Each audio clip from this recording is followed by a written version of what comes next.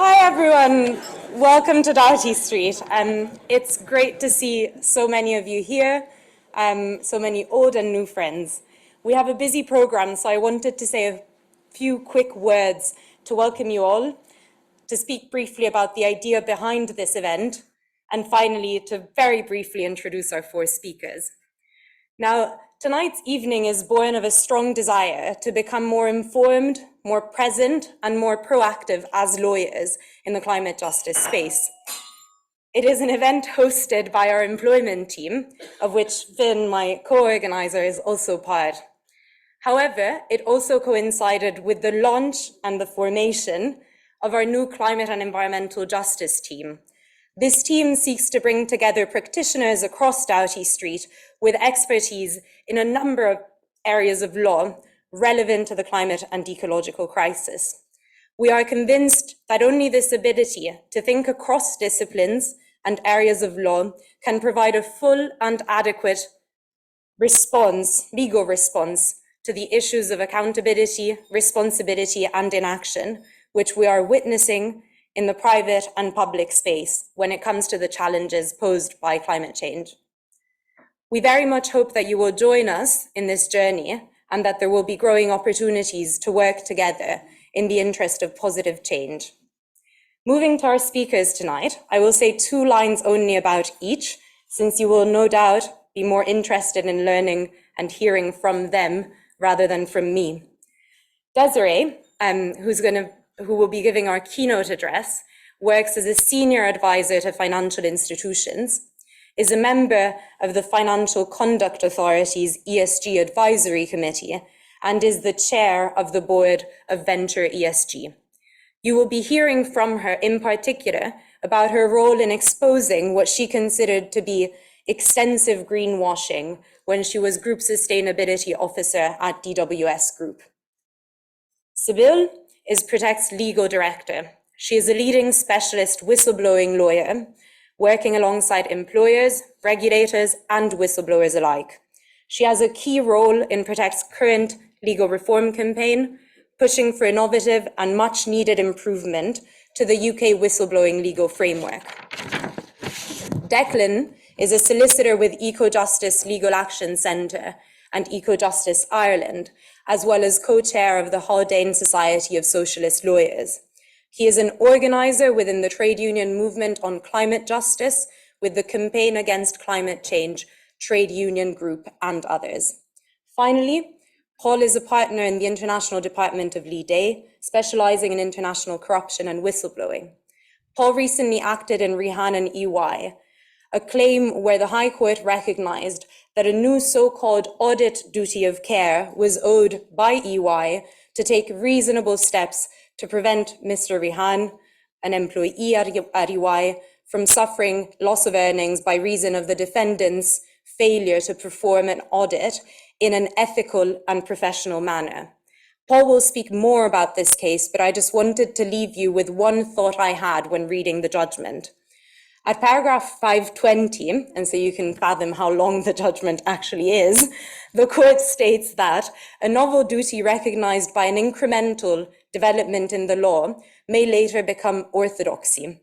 This reminded me of what Lord Kerr said in El Ghazouli, a judgment which he wrote when I had the privilege of being his judicial assistant, and which expresses a message of legal dynamism, which I think is particularly important to keep in mind when we're thinking about how the law can help us respond to climate change.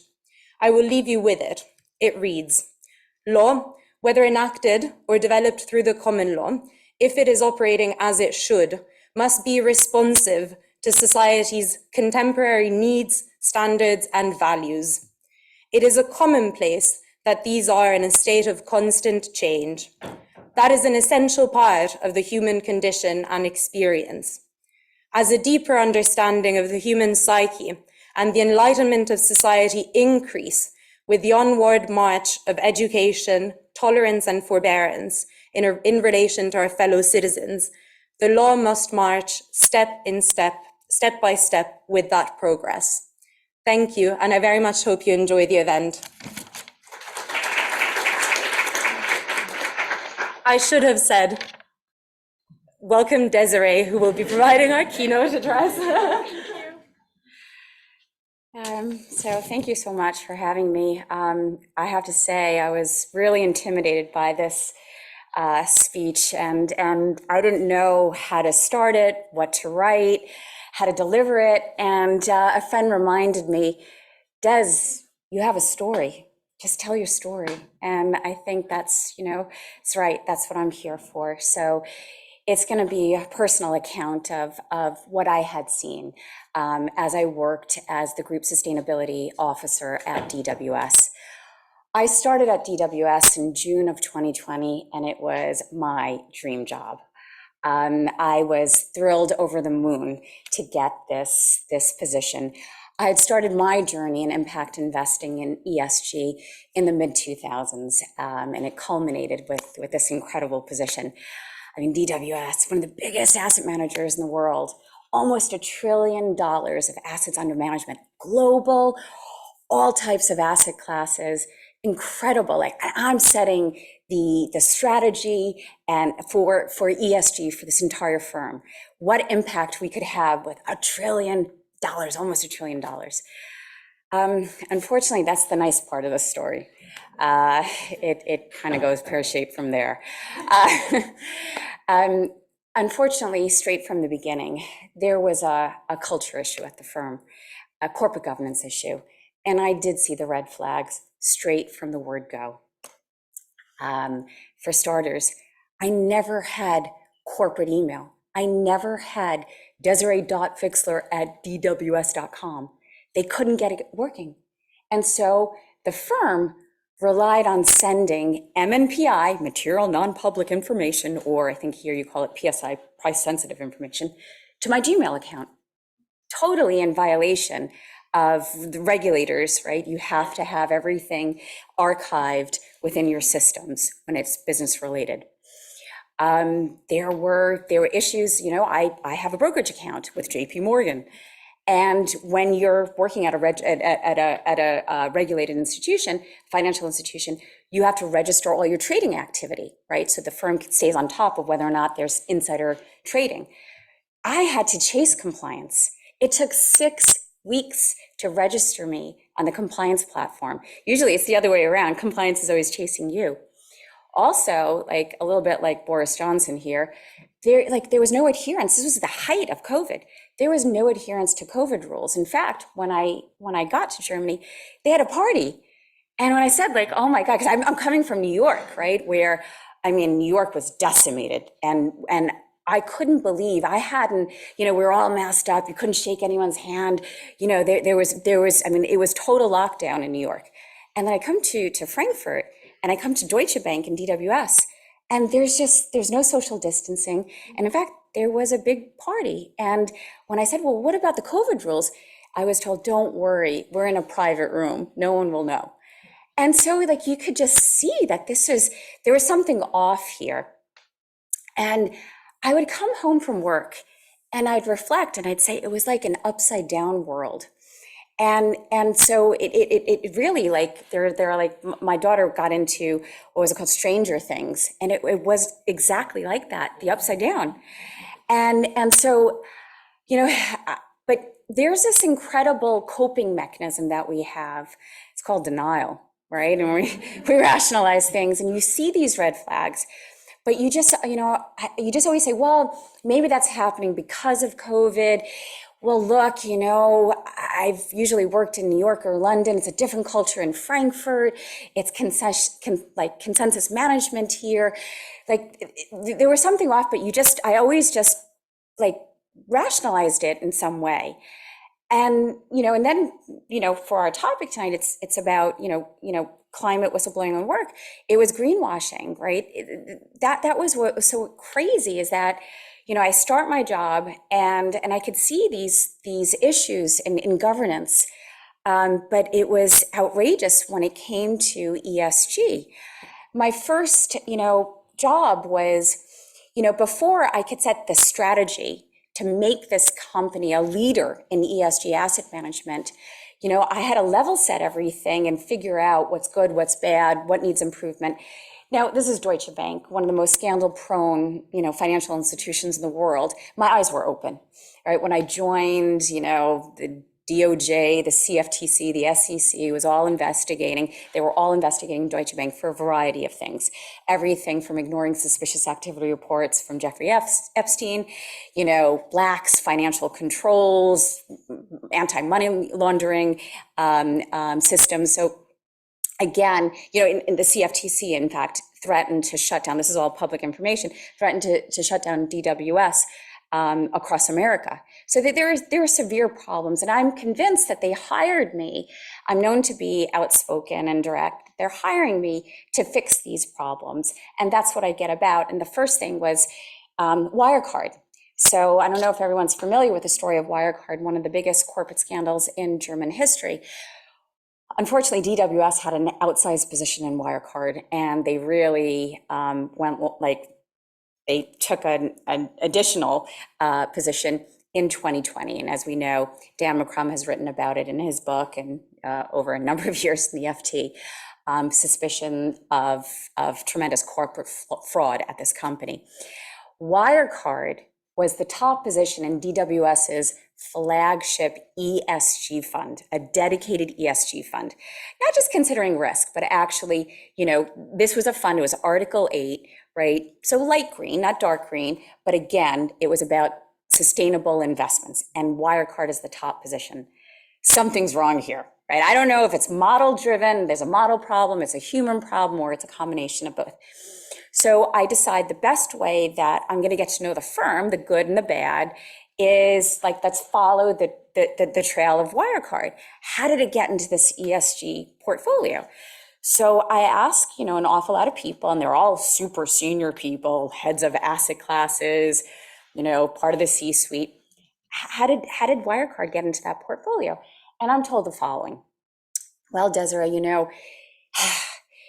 Tim Albrecht is a star portfolio manager, and, he's really close with all of the, the C-suite in Germany. He gets, really good information no one else gets to have. They go out drinking a lot. And we up until now, we made a lot of money off that information. And at this point, with this very senior person, we're interrupted by somebody. And I'm just shaking my head going, did he just say that they trade off inside information, that they make money, they're insider trading? Honestly, and I'm thinking that can't be. It might, he's stitching me up. That just can't be. I ask another person, how did Wirecard get into the ESG fund? And then she tells me, well, and I'm making this up, I forget what page it was, but in the prospectus on page 132, we state that this fund doesn't have to be ESG for a number of months. So we have time before it kind of converts to ESG. And so I said, well, okay, but do your investors know that? Did they know when they gave you the money that it's not ESG today, but in maybe 6 months or 9 months' time, it will be? Because I'm looking at the prospectus and I'm looking at the title, and it says, DWS ESG Investa Fund. It doesn't say, maybe ESG in 6 month ESG fund. And so, but folks there are saying, yeah, but it was approved. So there is a huge problem here. I also noticed that in submissions to some of these ESG assessor companies like the PRI, CDP, Morningstar, that questions about ESG integration are asked. How much of your assets under management consider ESG risk and opportunity factors, right, throughout the investment process? And in the submission, I see for equities, 75%, fixed income, 75%, alternatives, 75%. And you're going, it's impossible that every asset class is 75%. And so I said, that's interesting how that worked out. Can I see, where's your database, for this? And I'm told, oh, we don't have a tracking system. And I said, okay, whoa. Last year in your annual report, you reported out that back then it was roughly, they had about 800 billion euros of assets under management. So you reported out that 451 billion of your AUM complied with some sort of ESG strategy. You've now just made the submission that 75% of all your active portfolios have an ESG strategy. How could you report out without any sort of tracking system? Right? And they just, well, it's ESG. And yeah, and I couldn't believe it. For me, my background is investment banking. And I had a front row seat to the ride to the great financial crisis. I worked in synthetic, in the credit derivative space, right? So I've seen a lot of crazy stuff. But that was the biggest lesson that we learned from the great financial crisis on Wall Street, was we knew you're not supposed to break the law, but what we were doing, we were breaking the spirit of the law, right? In fact, I had part of my group was called regulatory arbitrage. It was a repackaging desk, and it was called Reg Arb. And we were proud about this. It was financial engineering. Now, of course, that was the big lesson. We saw the consequences of crazy actions, from the fallout from the financial crisis. And that was the biggest lesson, right? Not only do you not break the law, you don't break the spirit of the law. The job is not to arbitrage the regulator. And I'm sitting in this room with all of these ESG people, and they just didn't get the memo. They were worse than the subprime traders back in the day at Lehman Brothers and the other firms and Bear Stearns, right? Because they took this approach and mindset that it's just ESG. It's non-financial, right? Anyway, SFDR it's ambiguous, it's unclear, it's not global, right? So we could take a more aggressive approach. We could take a cowboy approach, right? And the big lesson, again, for me, having, operated at, large financial institutions, and specifically post-crisis in areas that were so heavily regulated by Dodd-Frank and MiFID, is, if in doubt, if something is ambiguous, you always take the conservative approach. Always be conservative. Because guess what? You can notch it up later, right? After, the regulator takes a look and the product is out there. So always take the conservative approach, not cowboy approach. And here, again, it's the upside down, that when it comes to ESG, something that's so important and meaningful, that this loosey-goosey and liberal approach and cowboy approach is taken, and something was off.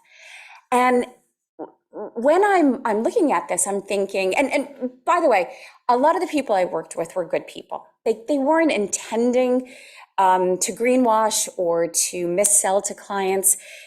The reason why I found out about what was going on so quickly was because they told me, right? So it wasn't a situation of me versus them. It was actually what shakes out. It was increasingly us versus the management board. Now, during this story, a lot of people ask, why didn't you whistleblow earlier? And the answer is because I thought it was a local problem. I thought there were a couple of bad eggs here and there. I didn't know that my boss was the CEO. I report directly to the CEO. I didn't know that he was aware of this, or that this was being directed from top of the house. Now, clearly, the CEO is not going into the weeds to say that fund is going to be Article 9 and that one's going to be Article 8. But he more or less gave that code red to do whatever. Position us, right, and tell the world that we are a leader in ESG. Because he recognized that if you say it, no one's asking for evidence. They're buying your statements 75% is ESG aligned. And of course, sell-side equity analysts at all the major banks were giving DWS, great reviews, saying DWS is positioned to benefit from this ESG investing boom, right? And they were buy, signals, on DWS share price and, high, stock price targets. And that's what I saw. What I saw was the attempt by the C-suite here to exploit ESG to ride up their share price, probably to at some point have like a big currency to buy another platform that could maybe do it right. So very much like fake it until we acquire. And just not understanding that even though there aren't specific greenwashing rules and laws, you're still under, like, every regulator doesn't allow for misrepresentation, misselling, misstatements. So it doesn't matter what the strategy is. It doesn't matter if it's crypto, if it's fixed income, or it's ESG. You have to be, whenever you make public disclosures, whether that's in your annual report or that's in a product prospectus, you have to be painfully accurate about everything. And guess what? You have to be evidence-based. And that's what happened here. When I was asking for the data and the evidence on all of these statements, there was nothing there. I remember listening to the AGM, the CEO delivered an AGM speech, and this was in 2020, and he made a statement that DWS's ESG risk assessment system, what was called smart integration, was sophisticated, world-class, above industry standards, cutting edge, utilizing artificial intelligence. And afterwards, I messaged like head of analytics, head of like research and analytics. I'm like, hey, like, do we use artificial intelligence? It was called in the ESG engine. And he wrote back, no. And in fact, it was a system. That was the other weird thing. There were 2 ESG integration systems. And I'm like, okay, you have a policy on ESG integration. That means that portfolio managers have to consider ESG risk and opportunity factors throughout the investment process. It's not to make the world a better place. It's not about investing in companies that will do good in the world. It's investing in companies that are sustainable, that understand that the world is changing, you have to adapt, and these are companies that can navigate this changing world. They can navigate, new risk factors from climate change, consumer preference changes, regulatory changes. These are progressive firms, right, with their finger on the pulse. And that is the first foundation of ESG. And this company has 2 ESG risk assessment systems. And when I ask, why are there 2? Why is there ESG integration and smart integration? And the answer was, well, because our portfolio managers, right, they don't give a shit about ESG. They don't want to consider it because it introduces tracking error. So, we couldn't do, right, we couldn't adhere to our policy on the first policy. So we had to come up with the next best thing and create another framework where, we could kind of use technology to assess, instead of looking at the ESG risk in the $1 trillion of assets under management, we'll only look at like the real severe risk in maybe 1 or 2% of the portfolio. And it's like going, like, so you're just lying about the other 99%? Like, are you kidding? You can't do this. I can't even understand why there are 2 systems. And I pull, they have investments in about 10,000 companies. I pull a number of the ESG risk reports, and there's no way I could look at 10,000 companies, but I could look at the outliers, the highly rated and the low rated. And of course, this Wirecard is unfolding. I pull the Wirecard report, and I see that it has kind of bad ratings under the first system, but it has much better ratings. In fact, it has like glowing ratings on the second system called smart integration. So this is, okay, again, remember, this is 2020. Wirecard had, the CEO has been arrested and the company is insolvent, has gone bankrupt. And as far as July of 2020, when the CEO is in jail, DWS still maintained the second highest rating. So saying that this is a really good ESG company on Wirecard. From its system from A to F, A meaning the best rated companies, F the worst. It received a B. And what was cited, why it was such a great ESG investment company, because it had really good corporate governance, business ethics.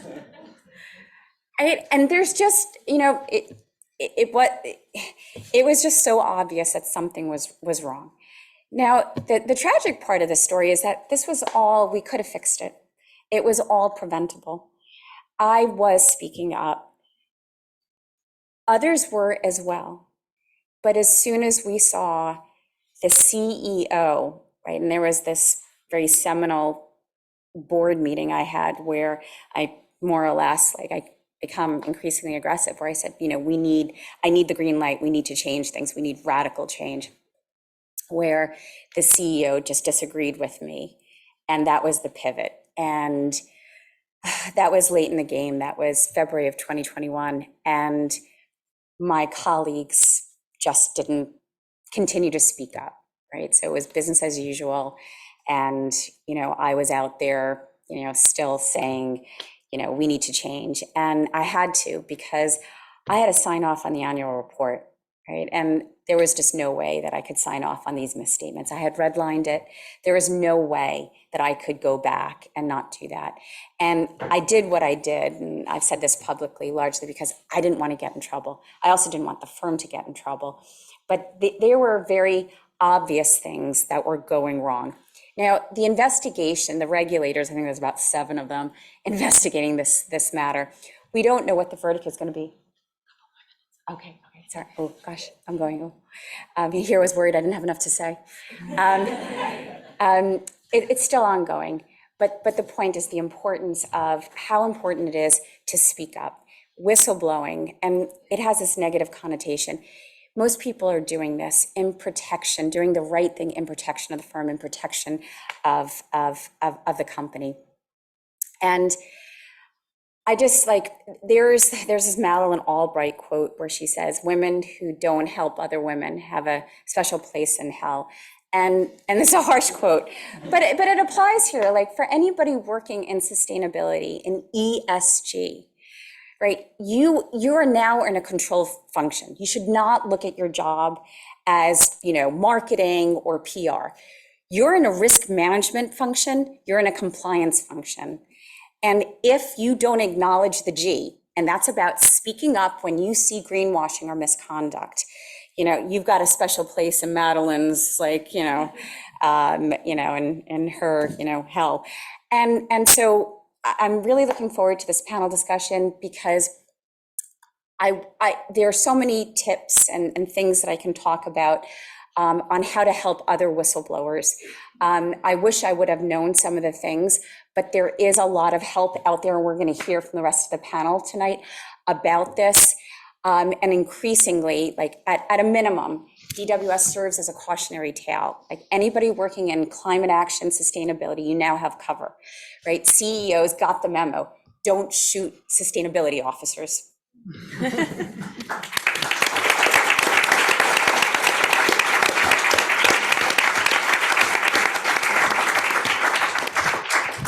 Thank you so much for that. So I was just going to add one point and then I'll hand over to Vin, but there's 2 great podcasts at least that I've heard where Desiree speaks. One is on Twitter's News, and the more recent one is, you mentioned it the other day when we spoke. Oh, Retaliation. Retaliation. So I would 100% recommend them.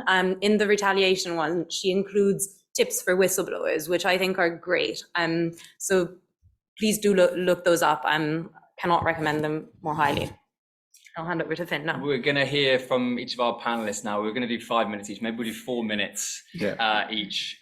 Starting with you, Paul, please. Yeah, sure. So I'll try and whiz through. So as Margarita said, I'm a partner at Lee Day. My practice had traditionally focused on group litigation claims on behalf of individuals who'd been harmed in some way by operations of multinationals overseas, environmental damage claims, or individuals who'd been abused around mining operations. So big group civil litigation. So my kind of foray into whistleblowing was via this case that Margarita mentioned, which was a case on behalf of a former audit partner at EY, Mr. Amjad Rehan, the case that I ran with my fellow partner Dan Leader. And there's certainly some parallels with Desiree's situation in that he was the head of climate change and sustainability services at EY in their Dubai office, and he was responsible for a sustainability audit of a gold refiner in Dubai. And during the course of that audit, he and his team uncovered a series of very concerning findings about the refiner, major money laundering, red flags, gold bars being painted with silver to avoid export restrictions from Morocco, billions of dollars worth of cash transactions. So he was obviously concerned about this, and he raised it with the client and with the regulator in Dubai, and got a lot of pushback from them because they clearly wanted this refiner to get a clean bill of health in this audit. It had a large market share in Dubai. It had about 50% of the market share. And he was coming under a lot of pressure, getting a lot of heat from both the client and the regulator there. So he escalated all of this to EY's senior executives in London and said, what should I do about this situation? Can you please give me some support? I need to be honest in this audit report. But rather than provide that support, what EY did is they stepped in and colluded with the regulator and the refiner to ensure that none of this stuff actually made it into the final audit report, and none of it was published, and so that the refiner would get the clean bill of health that everyone wanted it to get. So Mr. Rehan eventually fled Dubai in fear of his safety, because he'd taken this sort of stance against the regulator and become isolated in that stance. He thought he was going to get the institutional support of EY, which he didn't. And so he came here and then subsequently went public with all of this, went in with the press and also in a report by the NGO Global Witness. And after that, in true whistleblower style, he was blacklisted and was never able to get employment in his industry again, and any sort of employment. And so many years later, actually, he instructed us to bring a case against EY, which we did, and we'd sued the head office of EY. So it wasn't his direct employer; it was the sort of governing entity of EY, which we said had stepped in to engineer this cover up. And 3 years later, we went to trial, April 2020, and we won at trial and got him $10.8 million in damages from EY, which was a massively successful result for him, but just generally because it was such a damning judgment that we got against EY. I think I would confess that it perhaps went beyond anything that we had hoped for internally in terms of how how critical he was of what they had done. I'd encourage you to read the judgment. Well, there's plenty of summaries out there. I would encourage you to read one of those if you can. Because it highlights there what he found was that the EY had committed multiple breaches of their professional and ethical obligations and duties under their professional codes and the code of ethics for professional accountants. So there were a few. I'll just outline a few of the core principles that arose from the case, and then I'll hand over to. So what the judge did is he created a new duty on companies not to cause economic harm to its staff by acting unethically and unprofessionally, and so that duty applies where where the statutory whistleblowing protections in this country don't apply. For example, where you're dealing with an overseas worker, they don't get the benefit of the UK statutory whistleblowing protections. That's where this duty might kick in, or where you're dealing with an entity that's not the individual's actual employer, as we were here. So that obviously potentially opens the door to claims by whistleblowers against other non-employer entities that might have acted unethically and caused them harm in some way. We could perhaps discuss that in a bit more detail later, but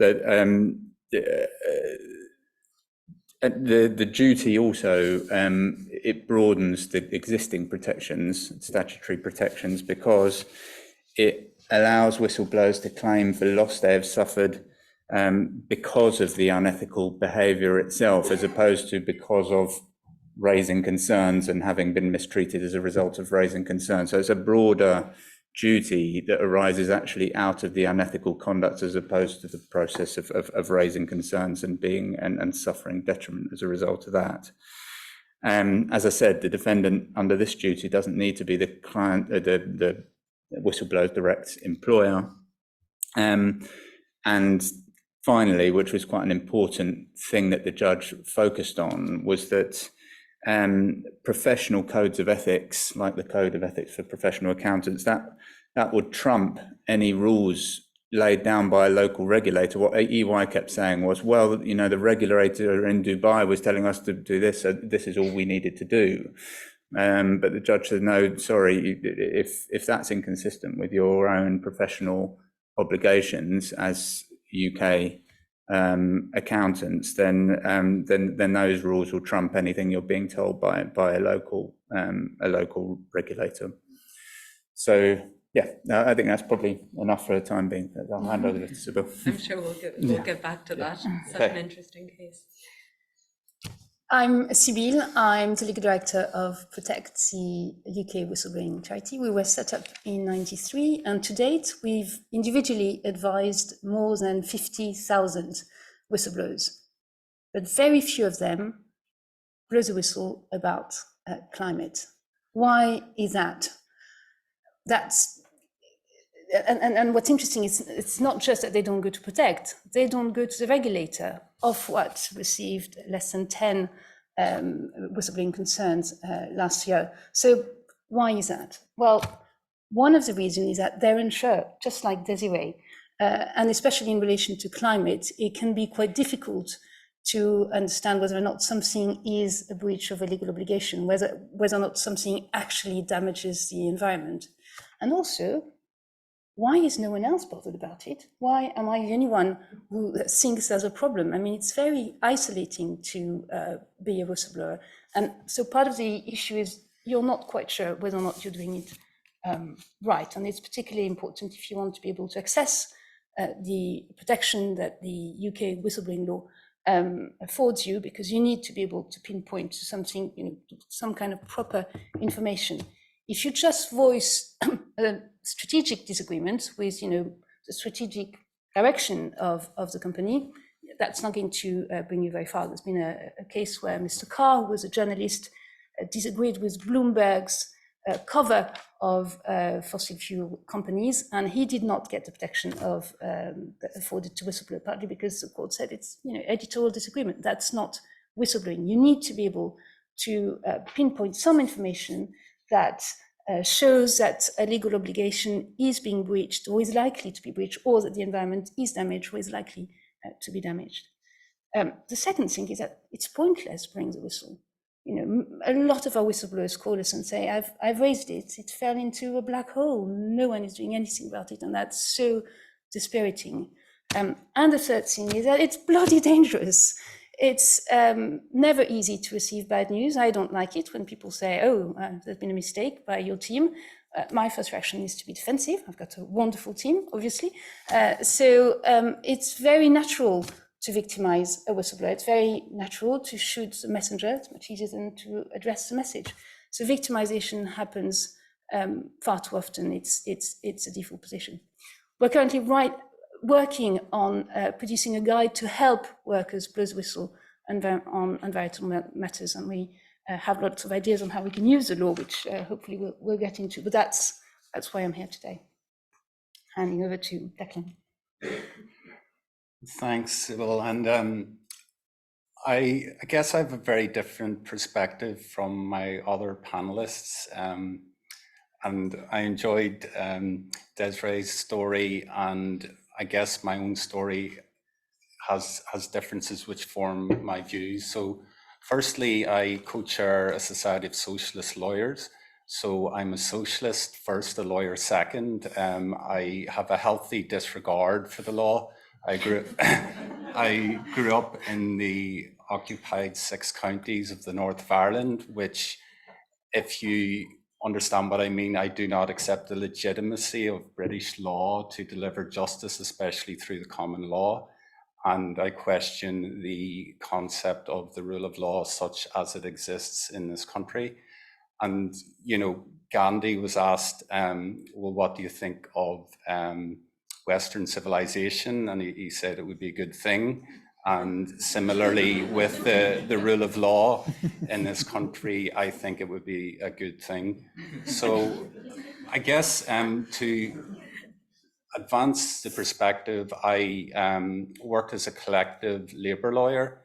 I worked at the International Trade Union Confederation in their legal department. They've over 200 million members.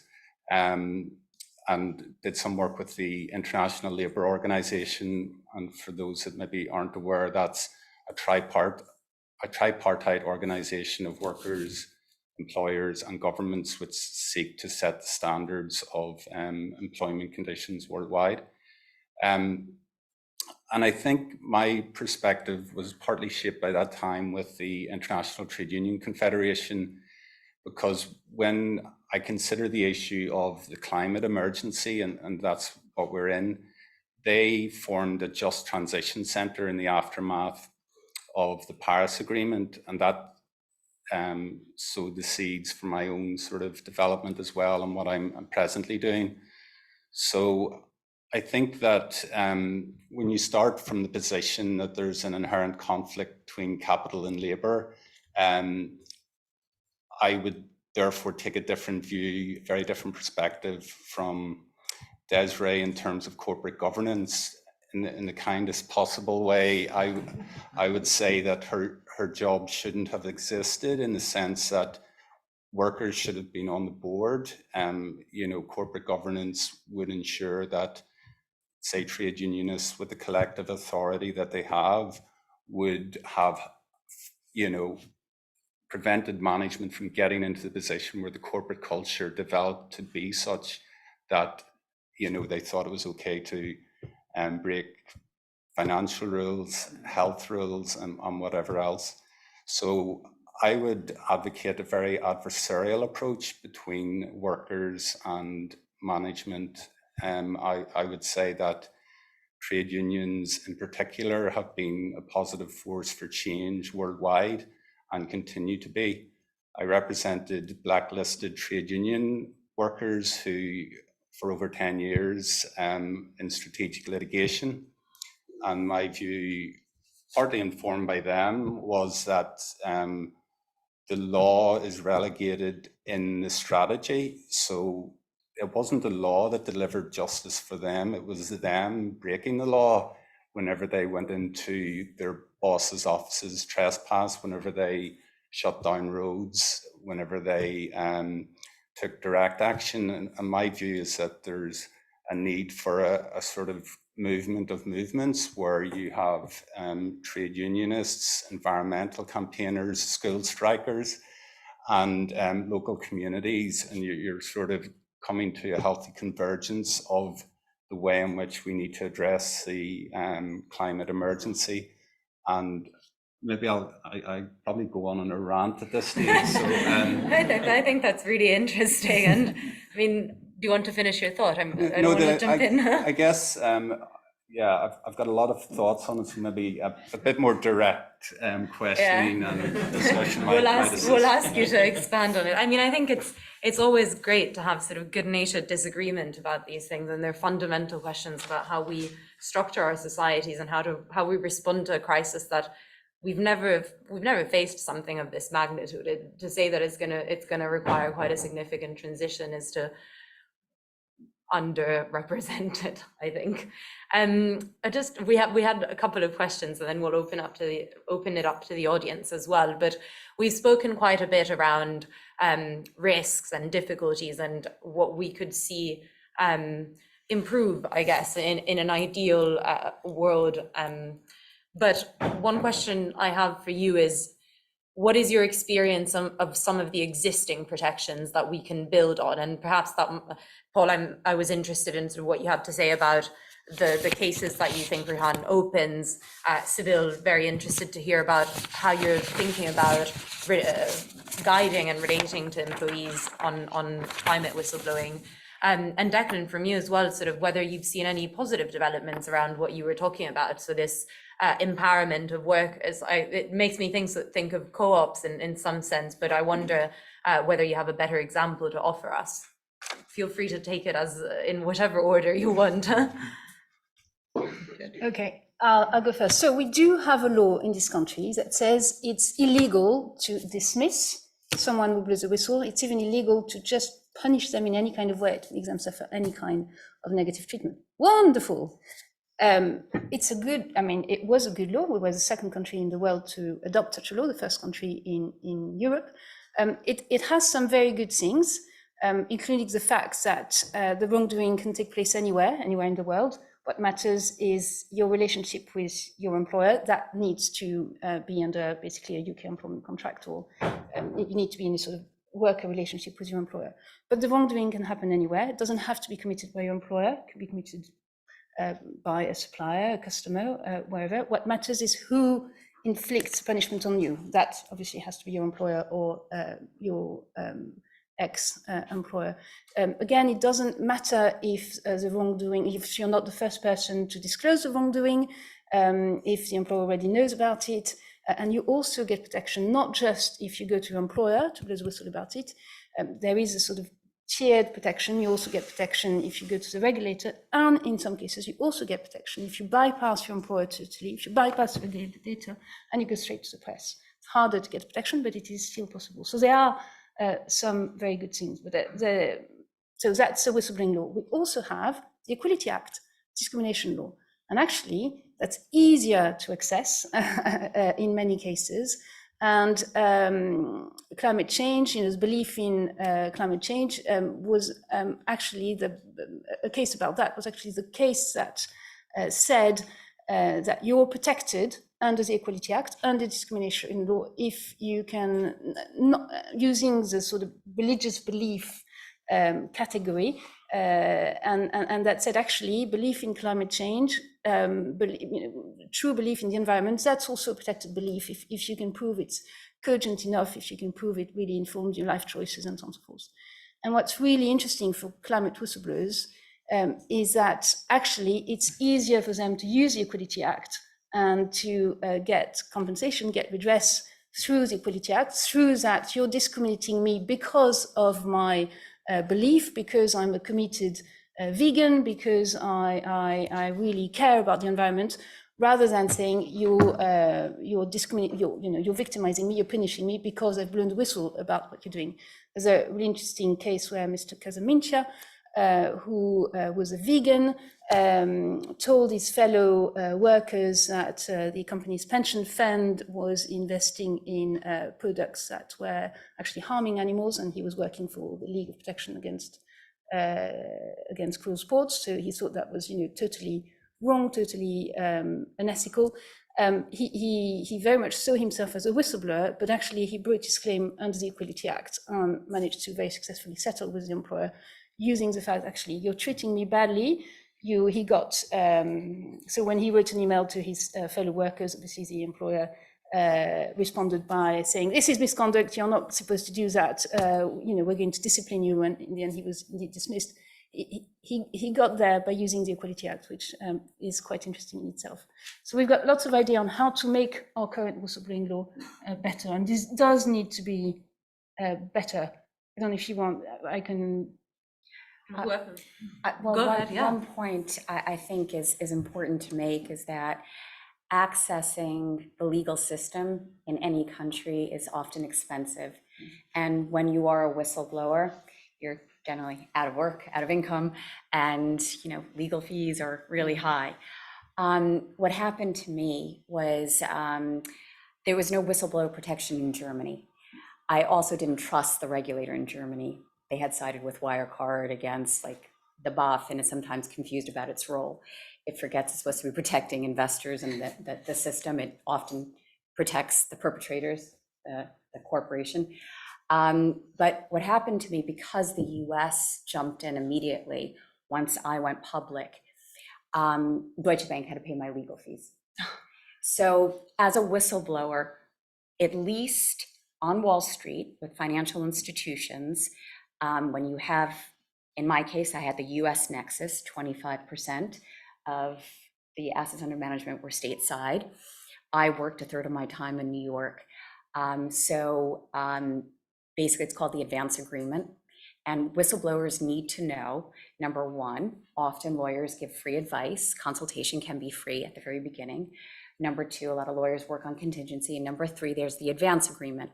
And your employer or former employer has to pay your legal fees if there is an investigation, if the regulator is involved. And that is extremely helpful, and that should be spread. Folks out there should know that there are means to reduce the financial burden of whistleblowing. That's a fantastic idea that we should adopt, I think, certainly on the idea that the employer should pay your legal fees if a regulator starts an investigation. It's great, because indeed, the best law in the world is totally meaningless if you can't access it. And part of the problem with our current UK whistleblowing law is that it's so hard to access. Only 3% of whistleblowers who go to tribunal actually win their case. That's because burden of proof is really difficult in whistleblowing cases. You have to show that it was a principal reason for the dismissal of whistleblowing, which is really hard when the employer tells a story and has all the documents to tell a credible but different story. We didn't get rid of Desiree because she blew the whistle. Of course not. We got rid of her because she wasn't performing in her job or whatever. Or we didn't get rid of you because you blew the whistle. We got, it's because of the way you blew the whistle. That's totally different. So yeah, I totally agree with the access to justice point, which is so important. What do you want to jump in? Yeah, so, well, just, I suppose it's an elaboration really of what Sibylle was saying, how this Rehan duty, if you can call it that, sort of expands on the existing protections in that, as I said before, the extraterritorial scope of it. So it now, if you're an overseas worker, which overseas worker would not be protected under the Employment Rights Act for this type of case, this new duty would apply to those workers, and it's often in those types of environments in jurisdictions with weak local regulation that these issues can arise. And also these claims of the type Mr. Rehan brought, this type of claim is brought outside of the employment tribunal, which can address some of the cost issues that Desiree was referring to, because employment, you can get access to conditional fee agreements in the High Court, where you can't in the employment tribunal, where litigants have to fund their own fees. So it also helps address to a degree that problem. And another, just finally, is time limits. It's a big problem with these employment tribunal cases, whistleblowing cases. There's a very stringent 3-month time limit to bring those claims. But if you're able to construct a case in the way Mr. Rehan did, you can avail yourself of much more generous time limits for bringing these types of cases. So yeah, as I say, that case has helped sort of widen the scope for these types of cases. Can I ask, in the UK, are there initiatives to lengthen the statute of limitation? Because that, unfortunately, I had a UK contract with Deutsche Bank, and then 2 weeks before I started, they wanted me to go to Frankfurt. they forgot to cancel the first contract. So I would have had grounds to pursue them here, but I timed out. Are there initiatives to lengthen the statute of limitations when it comes to whistleblower protection? The second question is also, are there initiatives to have some sort of whistleblower reward program like you have in the States for the financial watchdog, the SEC? So first question, yes, very much so. We campaign for it. It's part of, we have a draft whistleblowing bill with lots of really good ideas on how to improve the law, and extending the limitation period is one of them.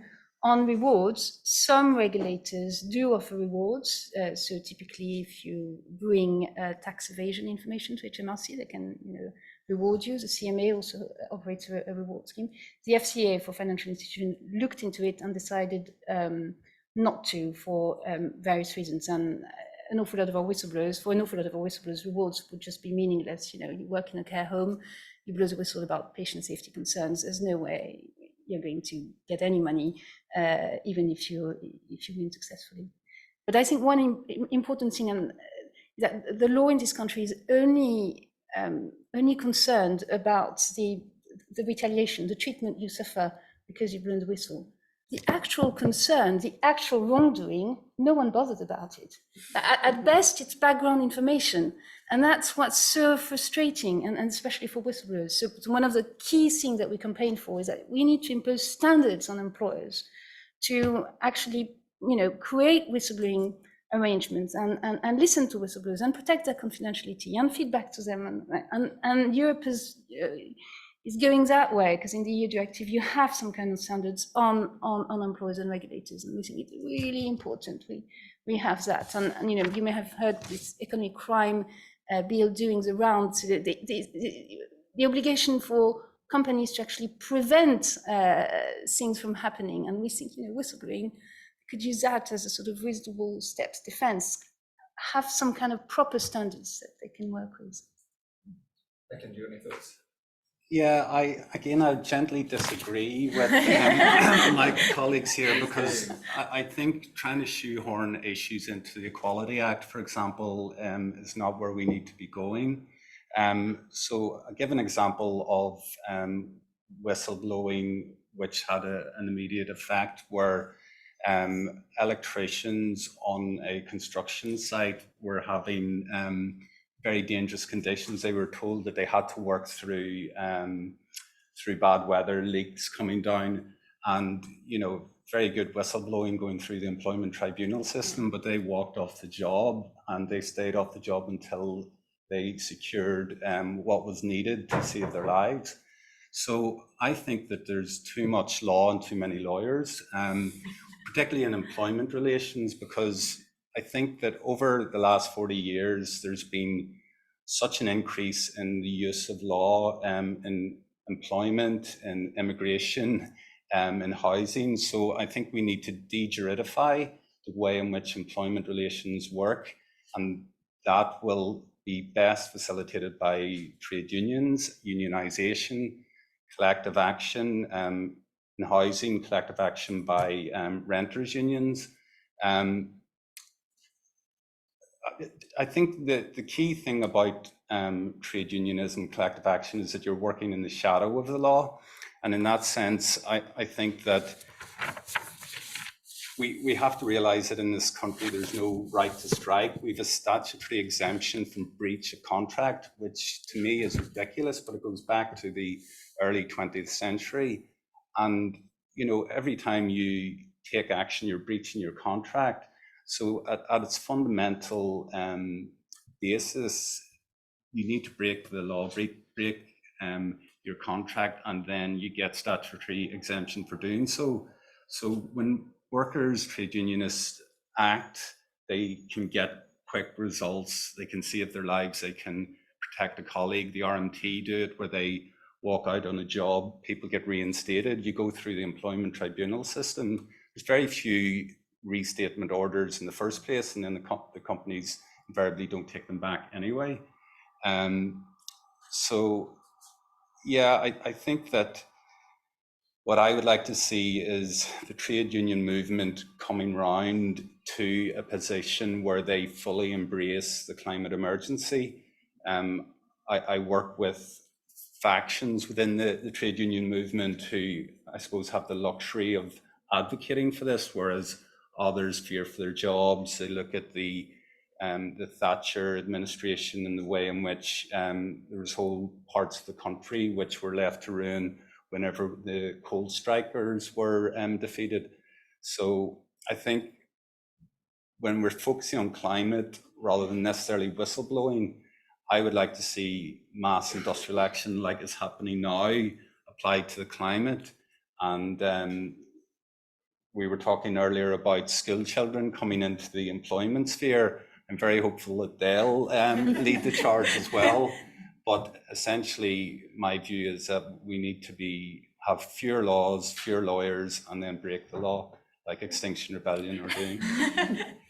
Well, let's not forget, I mean, the introduction of the industrial tribunal system and then what became the employment tribunal system was recommended in the 70s as a way of taking industrial disputes away from trade unions and putting them in individualized enforcement. So I think one theme we've got there is some legal protection. The law is limited.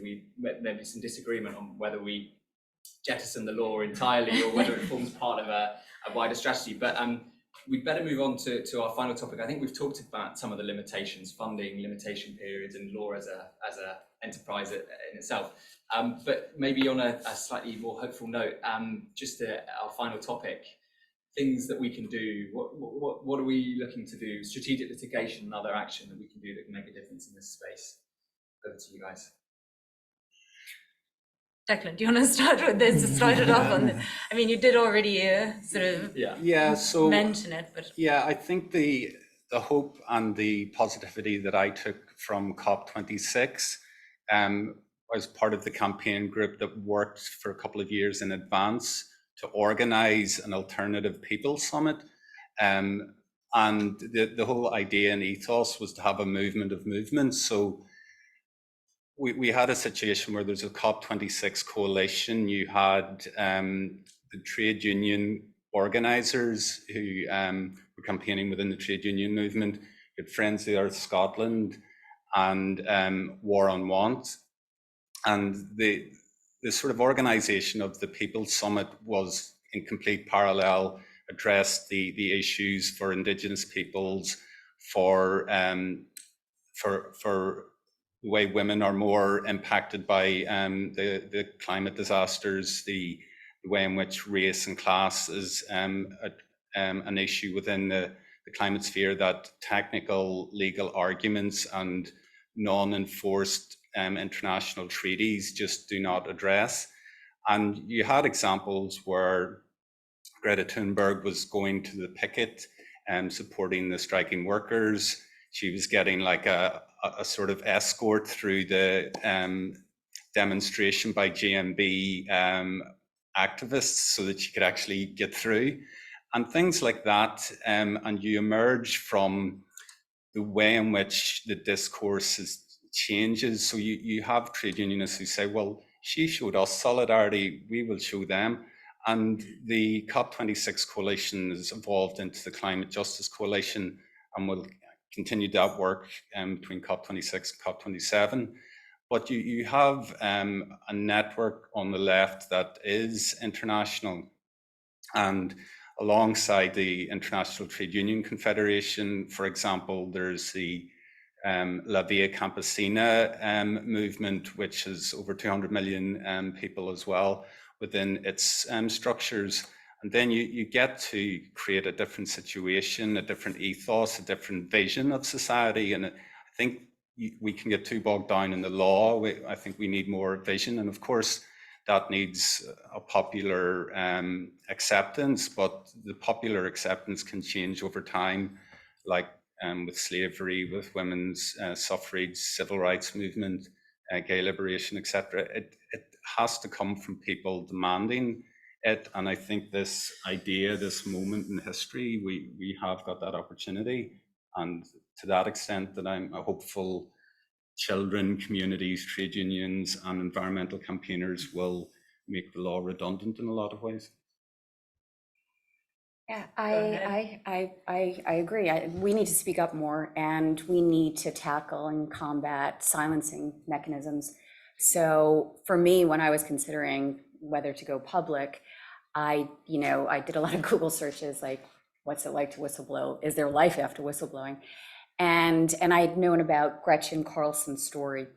And she and Julie Roginski, I did a podcast with Julie, Retaliation, they're like fabulous. So Gretchen blew the whistle on that horrible person, Roger Ailes.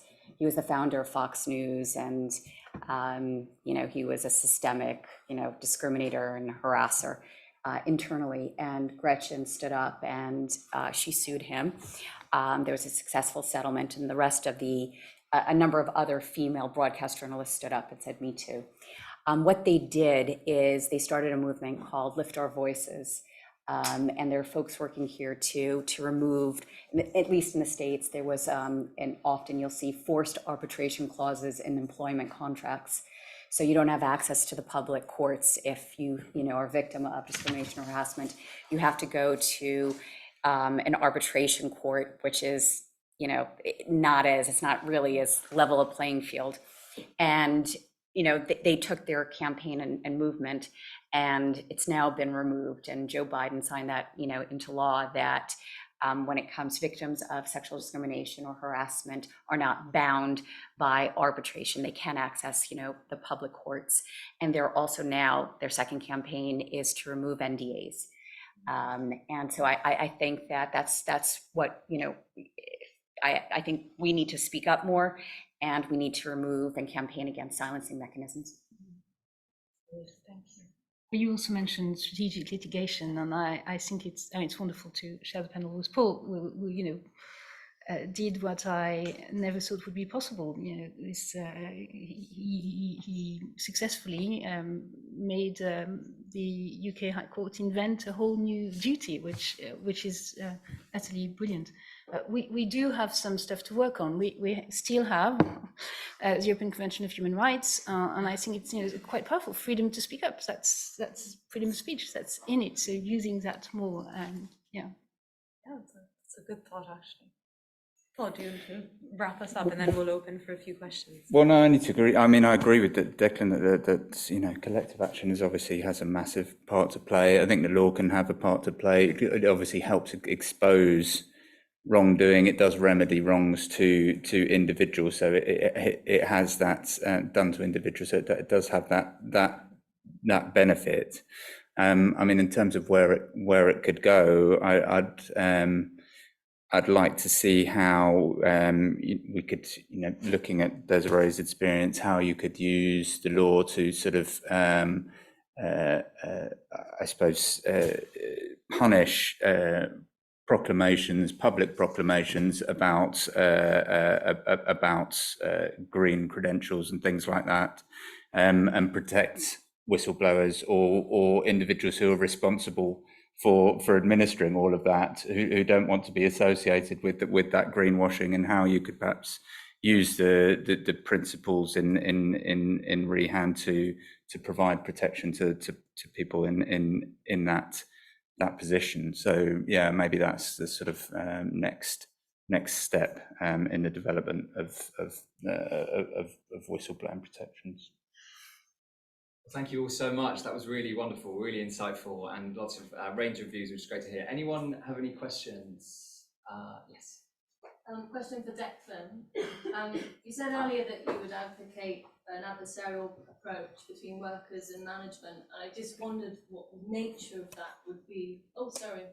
What the nature of that would look like, because whilst I would agree that is potentially helpful as a check and a balance, and when rights need to be asserted, and I'm definitely with you on a pro-trade union stance, I just wonder in a day-to-day context whether that may lead to defensiveness, to cover up, and on a basic level to a workplace that lacks harmony. So what's the nature and the extent of that adversarial approach? Well, I think that there's an inherent conflict between capital and labour management and workers. And the more workers that you have on a board, the better corporate culture that is likely to happen. But there's no real possibility of that in this country. So then you're faced with the prior restraint of very difficult recognition laws. You're faced with the new legislation regarding minimal service levels. So I would say that we need conflict. We are seeing it on the streets today and this week, the last few weeks. The corporate culture, as outlined, it's not viable for living standards. Workers' pay hasn't been increasing in line with inflation. I can't see any other way but to look at the employment relation as one of conflict, as one of needing to address injustices that are otherwise not going to be addressed. For me, it's evident throughout the history of the country since Thatcher.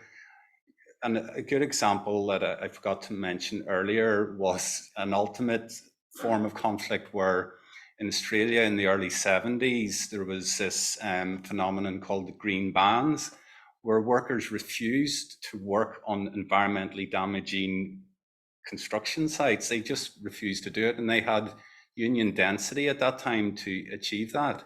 And they worked with local communities to see what was socially useful. There was, in the 70s here as well, there was the Lucas Aerospace example where the workers proposed moving from arms industry manufacture to green industry manufacture way before it was deemed to be within management interests. So, you know, I would just have to say there needs to be more conflict, and that will help shine a light on what's wrong and lead to injustice in the future, or lead to justice in the future. I mean, you know,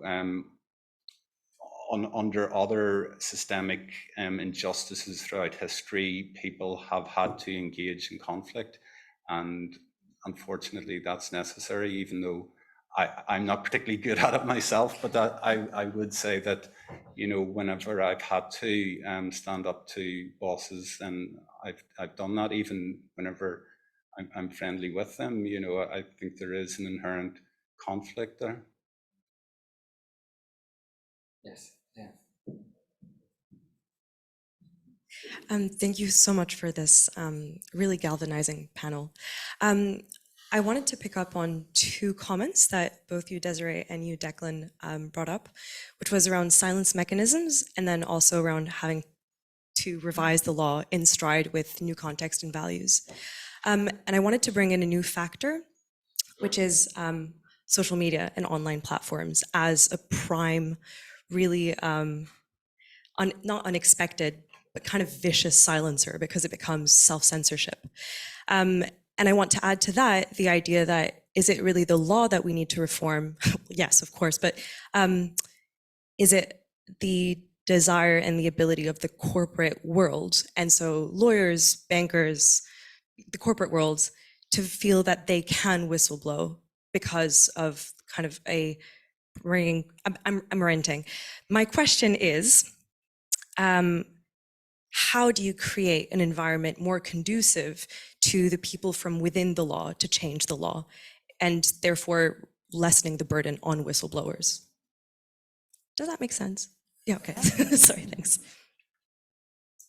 Yes, Bill, if you want to It's really take this difficult. very difficult question. As a lawyer, it's extremely difficult to blow the whistle. There is such a thing as legal advice privilege. So if you reveal information on which you've been asked advice, and usually as a lawyer, certainly as an in-house lawyer, you're asked advice by your CEO on whether or not you should sell yourself as an ESG fund or not. You can't blow the whistle on that. You would be in deep trouble. You would potentially be disbarred if you're a barrister, or even if you're a solicitor, if you do that, because legal advice privilege is at the core of what a lawyer is supposed to do. It's very, very hard, I would say almost impossible, as a lawyer to blow the whistle because of that legal advice privilege issue. So even though, of course, they're super best placed to blow the whistle, they have the real helicopter view on the company. Not everything is legal, but almost everything is related to risk, and lawyer, the general counsel will know the risk. So we're in this really difficult situation here of actually they really can't because of their profession. Declan, I don't know if you wanted to.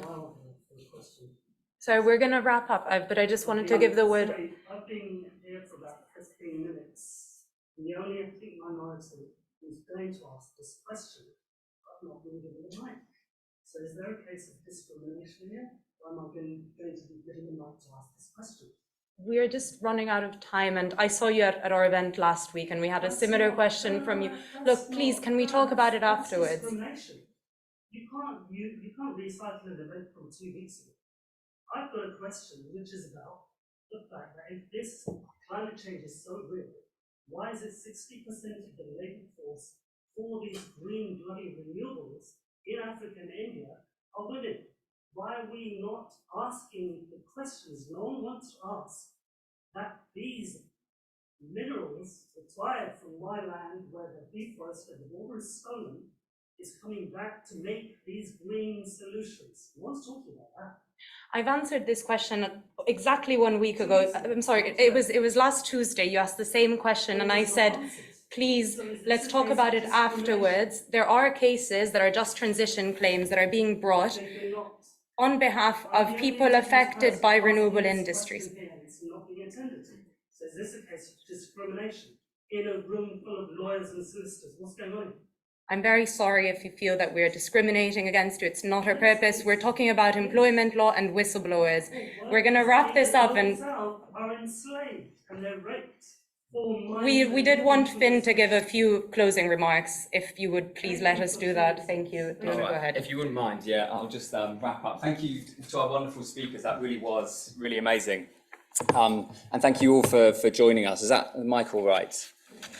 All right, so just to pick up on a couple of things before we wrap up, and then we're going to have our caterers here who are going to give you an overview of the lovely sustainable food that we're having after this. So just one thing that you mentioned here at the front about silencing mechanisms. And I was reminded of a wonderful event we had a couple of weeks ago in this room with Jen Robinson and Keina Yoshida, and they launched their book, How Many More Women? It talks about the use of NDAs and the weaponization of legal mechanisms to silence women. And I'm reminded of that exact topic when we're talking about these things today. Desiree, you talked about silencing mechanisms as well. So we think of law as a protector, but it can also be a hindrance. It can also be something that silences people. So I think we've seen a healthy dose of skepticism about the law, but at the same time, I think we can all agree from what we've talked about today, there are changes being made, and the law is one part of a bigger strategic goal. So we've seen, for example, Margarita told me a few months ago about a case called Earth Island Institute and Coca-Cola, these big class action claims claiming that the organizations like Coca-Cola are misrepresenting their green credentials, and they're having these huge claims. Sorry, incredibly dry mouth, run out of water. So just, I think given the time, I would just to say again, big thank you to our speakers, and to introduce, or just to say hello to our caterers. I'm not sure where they are, Ikochi Kitchen. Just because you might be put off by what you see in terms of the food, but I just wanted to give you, not in a bad way, but it's not your usual expectation of catering. So I was hoping they could say something about who they are and what they do. Yeah, come tell us. Good evening. So we are a project that the project started about 1.5 years ago. It's the two of us. Viv is hiding at the back of the room. We started because of a passion for cooking in general, and then we thought we could potentially work on making a change through the food that we cook and the produce we use. We focus mainly on seasonality, on regionality, and on plant-based diets. So tonight you'll have a taste of some of the products we've been working on. A lot of the vegetables you'll see were actually grown in the summer and have been stored in in vinegar as pickles in our garden. So there's nothing really that fresh, but as pulses, we work with sourdough. So we have our own yeast that we've been growing and working on, and I hope you enjoy it. So, the main idea is that we can make small changes. You guys are making the big changes, and hopefully we can work together to come and go. That's a great note to end on. Thanks so much, everyone. There's food and drinks at the back. Thank you so much. You see, radical things so calmly. Well, What was the event last week? It was, we launched. But there's a big question. And then I was told afterwards.